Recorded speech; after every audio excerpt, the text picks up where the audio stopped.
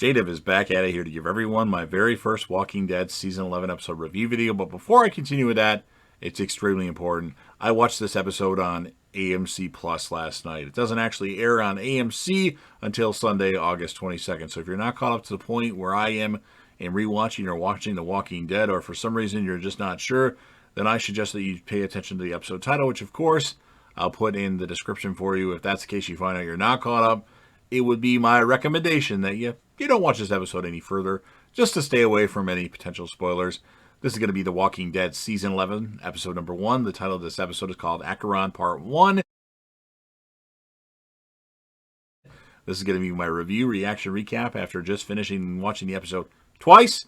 So we start off with Maggie, Daryl, Carol, Jerry, Alden, Rosita, Lydia, Magna, Kelly, and maybe others. I accidentally deleted this part of my notes, and I didn't feel like going back to watch it just to confirm which characters were in this. But they all go to a military base to get food.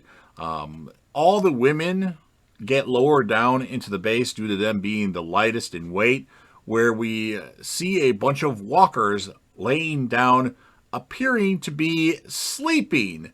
After the episode, though, Angela King mentions in the bonus content that they are lurkers, and they've done this a few times before, which I don't remember, but interesting. So they end up getting the food that they need, but one of the ropes they use to lower the women down breaks. Daryl grabs it before it falls all the way down, but gets cut in the process, and the blood drips down onto one of the walkers, which causes that walker to get up, and all the rest of the walkers follow suit. Now, everybody does get back up safe.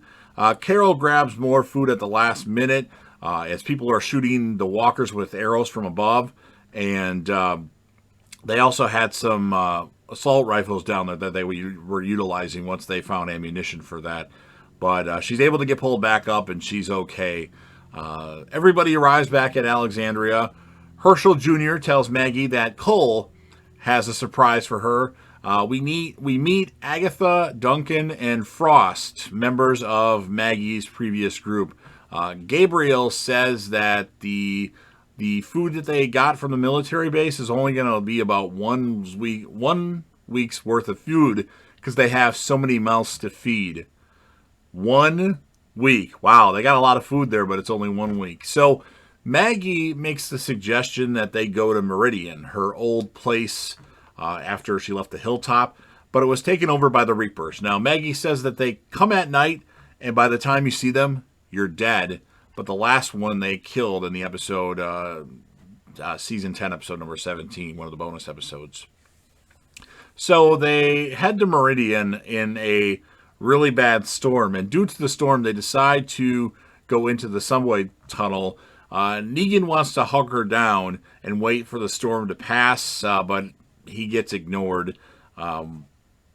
It seems like Negan knows the area the best, and that's why they brought him along. And Negan wants to talk with Daryl or ask Daryl something, but Daryl objects, thinking that Negan and him, or Negan wants to be buddies. So, like, all of a sudden, Daryl's treating Negan like a piece of shit, where in A Certain Doom, 1016, Negan and Daryl seem to be on the same page like they were brothers, but I guess things change when Maggie shows back up. But in any event, Eugene, Yumiko, Princess, and Ezekiel, they get audited by the Commonwealth as Mercer watches the assessment.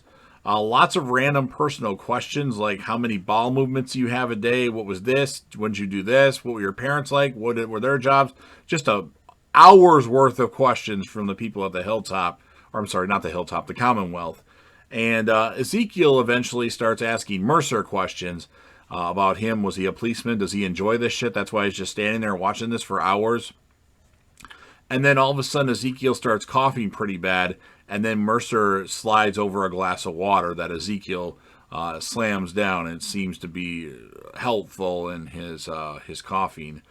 Then we go back to the members at the subway, or inside the subway, where you have a bunch of walkers which appear to be wrapped in plastic, and their throats were decapitated so much that they are unable to make any sort of noise, and they're just laying there like sleeping like the last ones, I guess. I don't know. Maggie wants to continue since none of them are alive when they thought they were dead initially, and Negan voices his concern over going forward. And then a walker gets up, a kind of a bloated, heavier walker, and attacks Gage, who we last saw in season 10. He was one of the kids that were picking on Henry in season 9. We haven't seen much of Gage lately, but he's all of a sudden back now. But we don't see Scott yet. But Negan, without hesitation, makes the save and kills the bloated, or what appears to be bloated, walker. And then Maggie says for everyone to pay attention so this doesn't happen again. And they don't miss killing one of the walkers. And Negan starts mouthing off to Maggie. And Alden tells Negan he's about to shove a gag in his mouth, to which Negan responds, well, why don't you get on your little tippy toes and try? Hilarious shit there. And then Negan calls Maggie a dictator.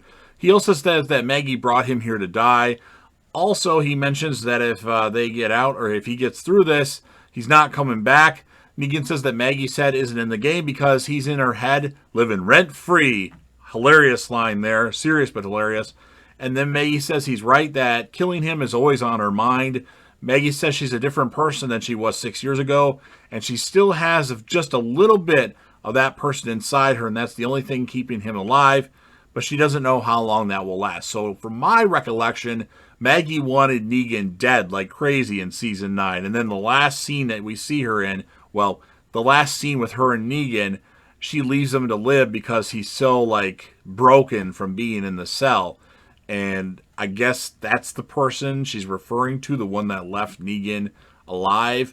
And now she's like this badass. I don't know. I think she was worse before, if you ask me. But anyway, so Princess seems to know a lot of details about the Commonwealth guards, like who's fucking who does this, who does this. I guess they were opening up to her while they were on their way to the Commonwealth, something like that. She was paying attention to details. Eugene, Ezekiel, Yumiko, and Princess escape where they were being held off camera, which bothers me because we need to see things like that. And they see a wall, they see the wall of the lost. And Princess points out to Yumiko that somebody is looking for her. It says something about Miko. And because of this, they were going to leave. She, at least, has to stay. We don't know what the others are going to do yet. And then as our group continues to move along in the subway, they realize that Gage and Roy's a background character that's played by C. Thomas Howell, that's been in a couple episodes, and they gave him a name in this particular episode instead of calling him just a Hilltop resident. They've disappeared, and they actually have the food rations and supplies, such as extra batteries for flashlights and some ammunition clips. So they find a train car or subway car or something like that they can't get into, and a bunch of walkers come from behind them, and they can't get in the train, so they decide to climb on top of it. In the process, Dog runs away, and Daryl leaves to go after Dog. He actually crawls under the car to go after him, and he's gone.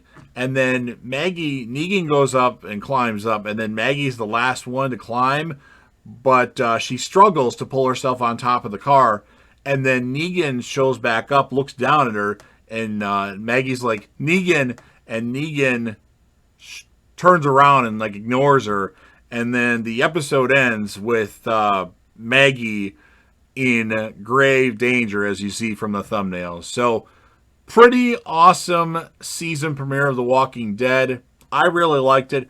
The stuff with Negan and Maggie was so memorable. In my opinion, this is the best season premiere since season 7, as I thought season 8's premiere, the 100th episode, was bad.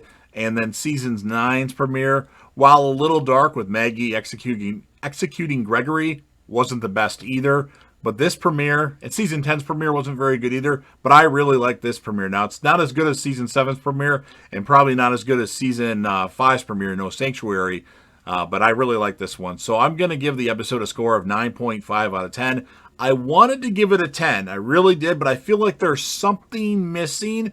Maybe because there's a cliffhanger ending with Maggie, struggling, and she's going to fall and possibly getting eaten by walkers, which we know that's not the case. Somehow, some way, Maggie's going to survive. And I think what's going to happen, there's going to be a point where Negan is in trouble like that, and then Maggie's going to ignore him. And that will lead to Negan saying, you know what? We need to be on the same page. We can't be fighting each other all the time. We got to work together, because that's what's in the trailer. Or that was some misdirection like they did in season 5, where the Terminus people were going to go to Washington, D.C. with our group, and that never happened. So maybe Maggie and Negan don't get along, and maybe one of them dies this season. Who knows? But I'm going to give the episode the 9.5 out of 10. Something missing. Maybe it was a cliffhanger. I don't know. And then my character of the episode could have been Maggie, but I'm going to give it to Negan because he was hilarious with the line about, why don't you stand on your little tippy toes and try? And the line about, I'm living in her head rent-free. Love Negan in this episode. In fact, he was the character of the episode by far. Maggie a little bit. So you've heard what I have to say. Now it is your turn. If you're a fan of The Walking Dead and are super excited for the premiere of The Walking Dead Season 11, make sure you smash that like button. We want double-digit likes if possible. If you know anybody that would be interested in this review, make sure you share the video with them. Sound off in the comment section about your thoughts on the episode, your favorite moment, your character of the episode, anything you want to talk about. If you want to talk about your favorite episodes of Walking Dead and favorite characters, or least favorite of those, whatever you want to put it. I'll respond to any and all comments. And then, of course, last but certainly not least, we need to grow this channel together. Don't forget to hit that sub button, subscribe to the channel, join the team, show your damn support, and be a part of something special. And JDev will return.